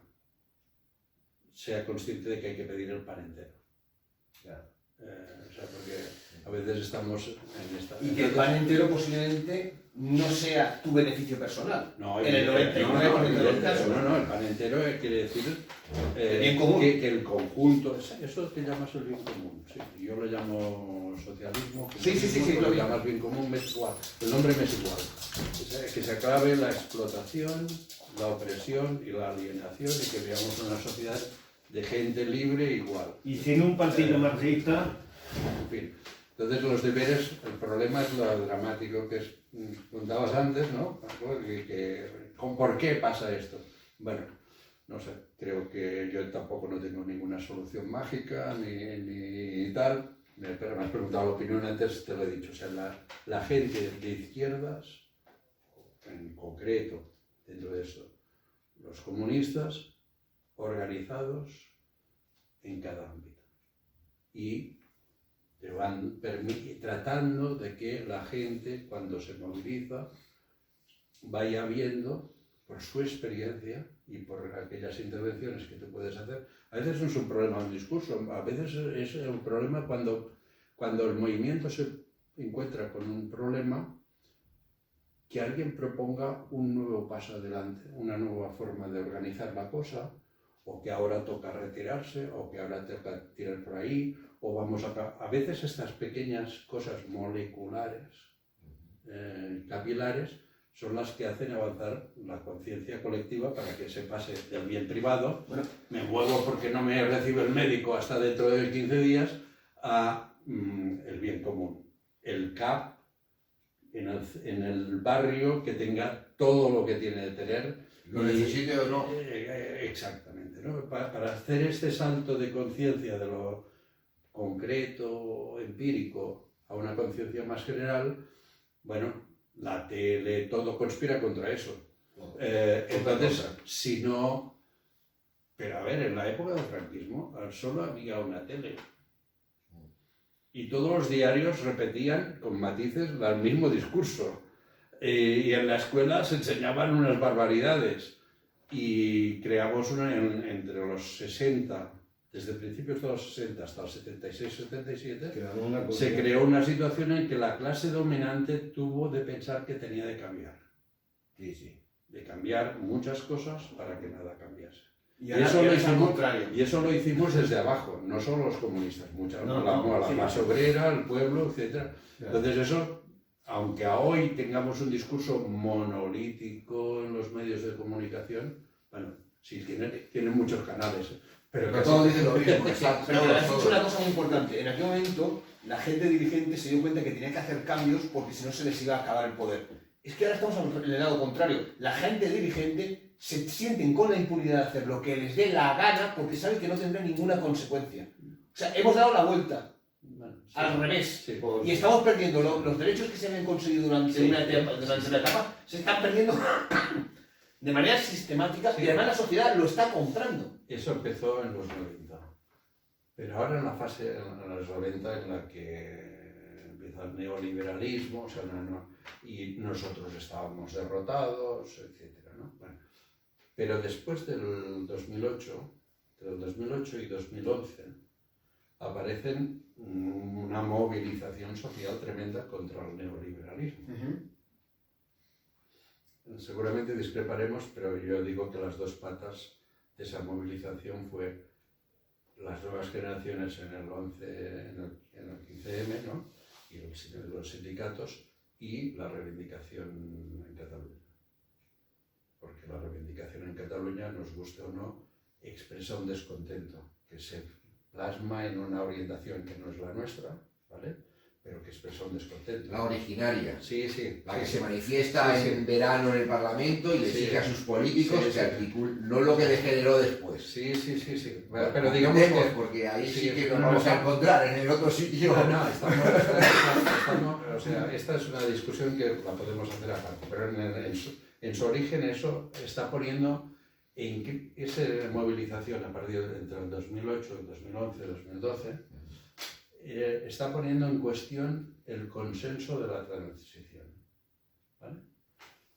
De manera muy incipiente, a veces desviándose de lo que tiene que ser, pero está poniendo. Entonces las clases dominantes sí se dan cuenta que el consenso de la transición hay que modificarlo para que nada cambie. Para que nada cambie, eso ya queda claro. Este es el conde de Lampedusa que escribe ese texto maravilloso, El gato pardo, que son 150 páginas, recomiendo la lectura porque es genial, está muy bien escrito, No. y explica eso. Pero en el instituto ponen Fortunata y Jacinta. Sí, claro. Vale. Pero digamos que para los militantes y tal, esto. Entonces, bueno, Fortunato de Bueno, dicho esto, porque no sé si... aún sería, si pusieran eso, tendría alguna cosa que ver. en fin, sería... Sí, alguna tendría algo se podría sacar de eso. Bueno, sí, bueno, entonces, estamos en la fase, como decía antes, modesta, es mi opinión, que a lo mejor no está equivocada, pues cuidado. Estamos en la fase de la cuarta revolución pasiva. Se introducen cambios para que nada cambie. ¿Son malos estos cambios? No, hombre, algunas partes son buenos. Y en la transición, por ejemplo, cuando entró el PSOE al gobierno, llegó la Seguridad Social Universal. No vamos a decir que era malo. Era un cambio necesario para que el sistema no se... Bueno, o que el hijo de un obrero pudiera llegar a la universidad, como fue mi caso. Claro. Por ejemplo, si no hubiera llegado. Y entonces después, con el tiempo, ya se va a crear los másteres, crear todo lo demás para ponerte en tu sitio. A recortar eso, ¿no? Pero de momento, como producto de la lucha, y ahora como producto de la lucha de abajo, pues hombre, el salario mínimo ha aumentado. En fin, yo tengo muy claro que eso es una concesión que hace el sistema para que las eléctricas continúen abusando, los bancos continúen con las barreras libres, pero no voy a decir que eso sea malo. Al contrario, para mucha gente el aumento del salario mínimo interprofesional, en fin, o el aumento de las pensiones del 8,5%, claro que ocultan los planes de fondo de reforma del sistema de pensiones para empeorarlo brutalmente. Pero de momento, a la vista. Claro, pero de momento cuando a un jubilado le llega el 8,5% y dice, hombre, pues... ¿Tú no lo hacía el PP? No lo hacía el PP y además me cuesta menos llegar a final de mes, ¿no? O sea, es un equilibrio entre esos cambios concretos que el sistema tiene de hacer para integrar, ¿no? Y la idea de que hay un cambio más general. Bueno, pero vamos a hablar claro, el IPC ya es la primera mentira. Porque cuando están diciendo que va a subir un 8% o un 8,5% las pensiones, cuando esta gente dedica el 90% a alimentación y la alimentación ha subido un 25%, pues les estás engañando. Yo un IPC me lo hubiera creído si se hubiera cogido un IPC de productos básicos, como se hacía en su momento, y se hubiera hecho un IPC real. Sí. El IPC que nos está poniendo ahora, que ha bajado el precio de los yates. Y la inflación subyacente y todas estas cosas. Sí, todas estas milongas que cortan. Pero digamos que en ese proceso, para ver el tema más globalmente, en ese proceso de revolución pasiva, por un lado, se tiene de hacer concesiones, que son migajas, pero cuidado, para cada uno esa migaja a lo mejor puede ser muy importante, por tanto no se pueden despreciar, pero son concesiones, son migajas, para permitir que... Y la segunda pata es el transformismo. Es decir, la clase política que ha surgido en ese proceso de movilización y que ha ido a los parlamentos, no digo todos porque hay gente notablemente interesante y luchadora, pero una parte pues ya, digamos, se va integrando. Lo ves en el cambio de vestimenta, pero eso es lo de menos. ¿Y tú no crees? crees? Esto muy serio y continuó siendo revolucionario, ¿no? Y no necesito una rasta para... Y yo que soy muy mal pensado, ¿tú no crees que el aumento del 8,5 en las pensiones es simplemente para fragmentar la sociedad? Para enfrentar a los pensionistas con los funcionarios que les van a subir un 2 y pico, enfrentar a los pensionistas con el resto de la sociedad que sus convenios van a subir a lo mejor un 2 o un 3 con suerte, y al final hacen un discurso en el cual se les está dando un trato de privilegio o se les quiere hacer ver a la gente que se está dando un privilegio a los pensionistas, y al final eso lo único que consigue que es que cada uno esté dividido por su lado y que no vayamos todos a una, que es el gran drama que tenemos hoy en día. Que si la lucha por los derechos de las mujeres, las banderas de turno, la lucha de los pensionistas, la lucha de no sé qué, todos son pequeñas luchitas. ¿no? Pero la lucha es el neoliberalismo y esa no la Que liberaré. la clase obrera se organice en las empresas, como antes, y luche por unos convenios justos y unos convenios provinciales. Se han cargado los convenios colectivos. Pero se lo han cargado porque la clase obrera No se ha movido. va en detrimento, en la lucha va en detrimento. Entonces yo creo que la clase trabajadora no se va a enfrentar con los pensionistas, que son sus padres. Ya los están criticando. Tú escuchas por ese Bueno, tipo de discursos y siempre, alucinas. siempre hay Y alucinas. fascistas y chalados que no saben... O mal informados. O mal informados. O intoxicados. Pues ya está. Entonces, pero es la clase obrera la que se tiene que movilizar y tiene que organizarse. En la empresa, en primer lugar.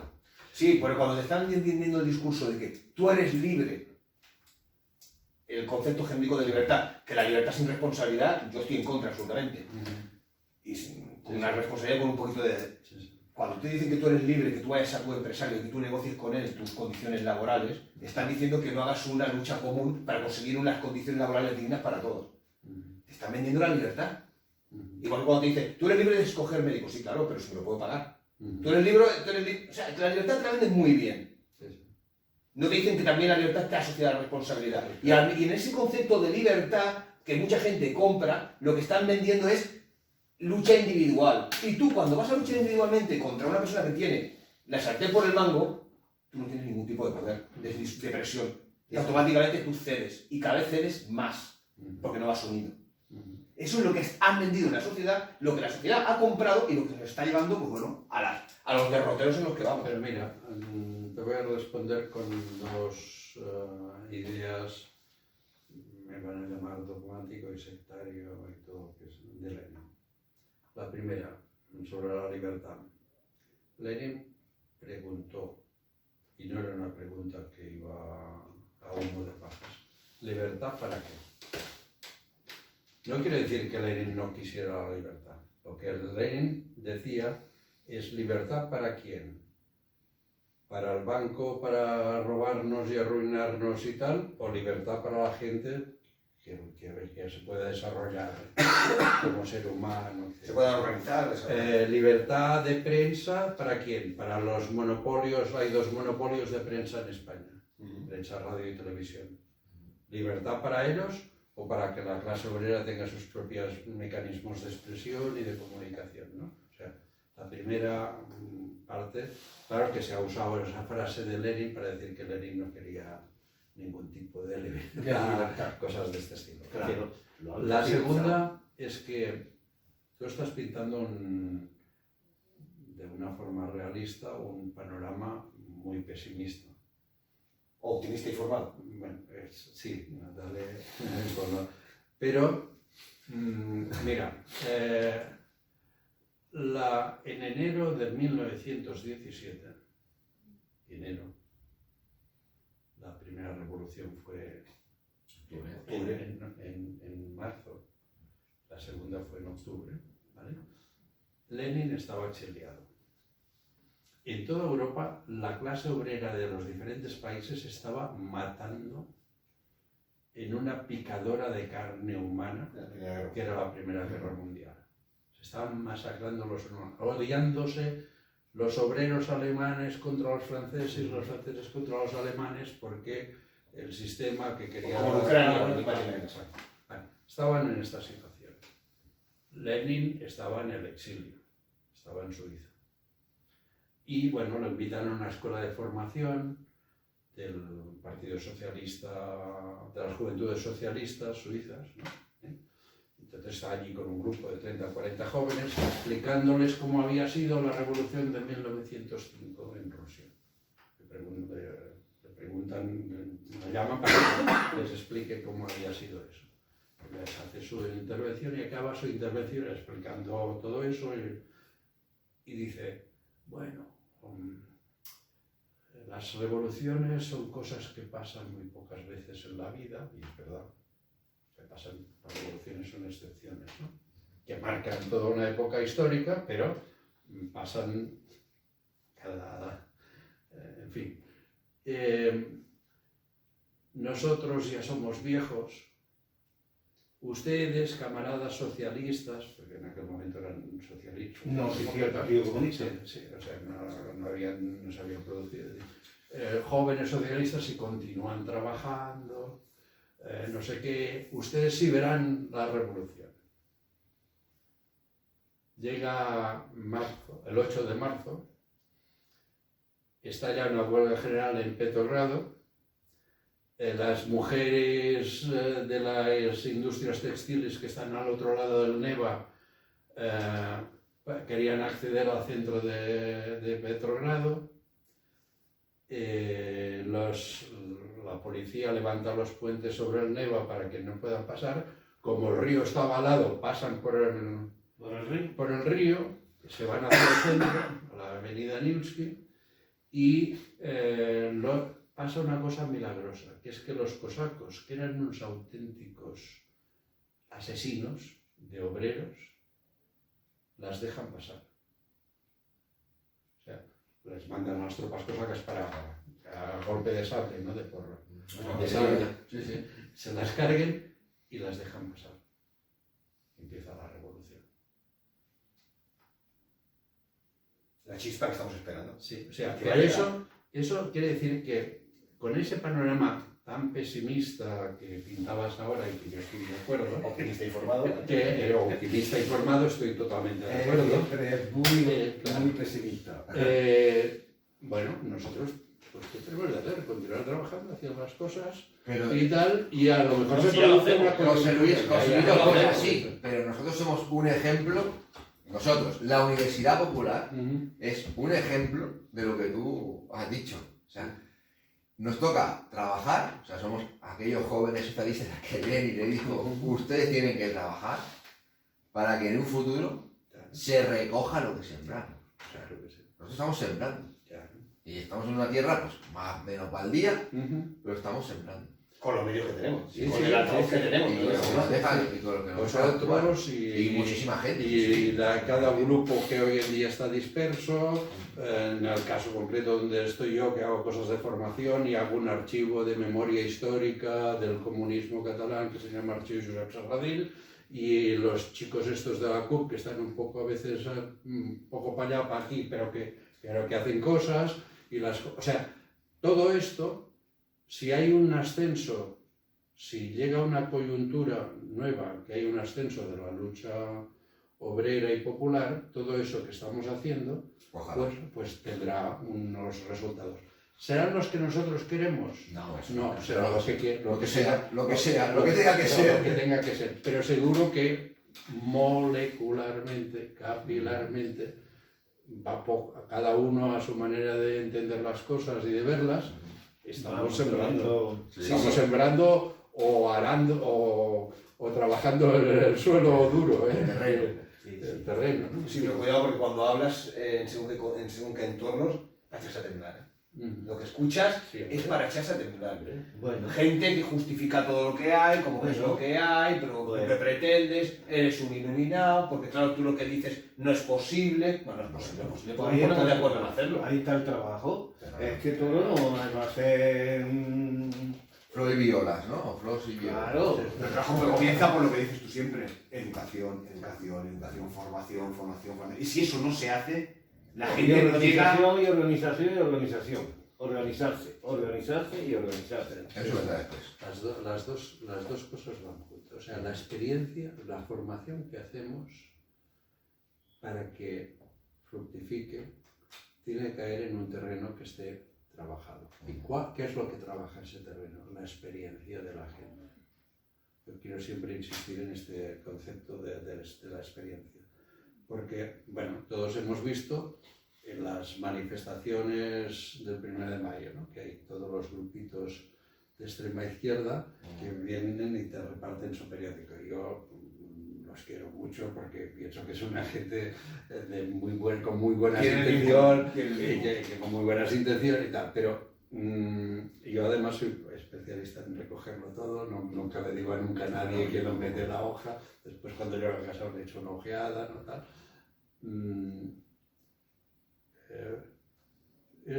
De esta forma avanza la conciencia de clase. Exactamente, porque los que vamos allí prácticamente somos ya gente consciente. Claro. Entonces, Y cada uno ya está convencido de los últimamente. Entonces le te da el compañero del grupo de al lado, te da un papel, tú te lo lees o te lo miras y lo respetas, algunos no, pero en general si eres Sí. como hay que ser, respetas porque son militantes, gente que trabaja y tal, ¿no? Pero no. O sea, ¿quién hace la revolución? Para volver al ejemplo de Lenin y para salir del pesimismo, ¿no?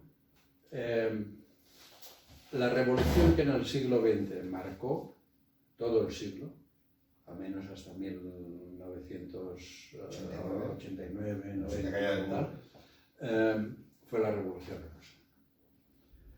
¿Quién la hizo? Algunos compañeros llegan a la conclusión que la revolución la hizo Lenin. Pues vaya, debía ser un superhéroe. Debía ir con una capa de no sé qué. Lenin Abanderó. qué gran capacidad de análisis concreto, de propuesta de cada momento, cuál era el paso que había que hacer. O sea, sin Lenin no se puede explicar la revolución de octubre. Pero la revolución la hacen millones, y nos lo dice Lenin también. La revolución solo la hacen los millones cuando no les toca otro remedio que hacer una revolución. Y cuando no les toca otro remedio. Está a punto de llegar. Es decir, entonces, ¿qué pasa? ¿Qué pasa? El zar, en la guerra imperialista, no se le ocurre otra idea que meter a millones de campesinos, meterles un uniforme. Y darle formación militar. Darles formación militar. Y llevarlos a una picadora de carne. Porque si no hubiesen muerto por decenas de miles y hubiesen ido ganando todo el tiempo, a lo mejor no se hubiesen dado, hubiesen continuado siendo tan nacionalistas y fascistas gran rusos como les predicaba la propaganda del zar, ¿no? Pero resulta que chocan. La guerra no es la guerra de en 5 minutos llegamos a Berlín. Dentro de 15 días ya volvemos, ya habremos llegado a Berlín. No, mucho más duro, o a Viena, porque había el imperio austrohúngaro, ¿no? O sea, Muerte, hambre. los oficiales, unos auténticos carniceros y inútiles que mandaban cargas que no tenían ningún sentido, en la que sabían que cuando tocaban el pito y tenían de saltar corriendo para allí, los campesinos los iban... Stalin también lo hizo. Bueno, ahora estábamos hablando de los Sí, si queremos hablar de Stalin, después hablamos. No hay, porque, como decía Jack el Destripador, mejor vayamos por partes. Es que la historia es cíclica, ese es el problema. Sí, bueno, no, tampoco no estaría muy de acuerdo con eso, porque en la historia hay rupturas grandes y que crean épocas históricas diferentes. Entonces, la idea de la historia cíclica es una idea que la clase dominante nos vende. Algunos filósofos lo escriben muy bien, pero sobre todo para inducir al pesimismo. ¿Para qué vas a hacer nada si resulta que luchas por una transformación revolucionaria y cuando lleguen los tuyos al gobierno van a acabar haciendo lo mismo? Esa idea es una idea que induce a decir, bueno, me quedo en el sofá. Claro. Me arreglo yo mi problema particular, a ver si consigo que mi pensión o mi salario sea mejor o lo que sea, pero no. Bueno, es igual, paréntesis. Si quieres, después hablamos de eso. Sí, claro. Entonces, esa experiencia colectiva de masas de campesinos lanzados a la carnicería y de obreros, pero los obreros eran mucho menos. El 80% de la población eran campesinos. Y en las teorías de la Segunda Internacional iba a ser la clase obrera la que haría la revolución. Y por tanto los campesinos eran todos unos tontos, inútiles, reaccionarios que no había que tener. Bueno, pues resulta que estas masas de campesinos vestidos de uniforme, que aprenden a luchar, que dan un salto cualitativo que es matar. Yo no me lo puedo imaginar, la experiencia de matar. Mi padre me decía que no podía imaginarlo, él sí lo había hecho en la guerra. O sea, es un... Y al lado de que habían potentes organizaciones de izquierdas que también actúan, tienen consignas interesantes que cuando las formulan no sirven para nada, porque son solo una consigna, que es aquella idea de Lenin de que había que transformar la guerra entre los pueblos en una guerra civil en el interior de cada pueblo, que los de abajo combatiesen a su propia clase dominante. Eso, cuando la escribe y lo empieza a difundir, eso lo sabe 4. Y alguno incluso decía, está chalado este hombre, ¿no? Vale, de acuerdo, estaba chalado. En aquel momento estaba chalado, pero la idea fructifica cuando hay una experiencia de millones. Si no se hubiese quedado en un folleto del Partido Socialdemócrata Ruso, ¿no? Allí escrita y ya está. Entonces, para ahora llevar eso aquí, porque parezco que sea un judío comentando la Biblia, el Talmud, no sé qué, volviéndola aquí, es decir, solo hay la posibilidad de una transformación radical de la sociedad y que pasemos de solo recibir las migajas a reclamar un cambio real cuando millones hagan la experiencia. O sea, no debe... Y mientras nosotros tenemos de trabajar para eso, punto, en el punto que estemos, en el movimiento que estemos. Porque si no, pues pasa que en una siguiente oleada hay una nueva agresión de privatizaciones, de que suba el paro, de que no sé qué, hay una nueva oleada de movilización obrera, popular, etc. Y la pueden absorber. Bueno, nosotros somos optimistas, somos muy optimistas, aunque la situación esté muy jodida, somos muy optimistas. Trabajamos con la perspectiva de transformar la demanda particular en bien común. O denunciar una realidad para que la gente sea consciente del mundo en que vive. Bueno, Juan, Mensaje final, sí, vamos, no, ya lo estaba explicando, o sea, necesitamos volver a tejer esa red capilar que quedó devastada por la decisión y por el sistema que se, bueno, ya lo has explicado fantásticamente. Y bueno, darte las gracias por venir. Tenemos que cortar, si te apetece te volvemos a invitar otro día, o aquí te lanzamos ya que en junio tenemos la Universidad Popular de verano y que convocamos diferentes conferencias, diferentes días, diferentes horarios y te lanzamos eso, te diremos los días, no sé si ya quedamos y lo cerramos y te comentamos un poquito cómo se está estructurando este año la Universidad Popular de verano. Y bueno, darte las gracias a Juan en este caso hoy, pero al resto de la gente que ha venido y a la que vendrá. Y nada, finalizamos hoy y ahora nosotros aquí, off the record, pues continuamos con la charla un poquito más. Perfecto. Venga, muchas gracias.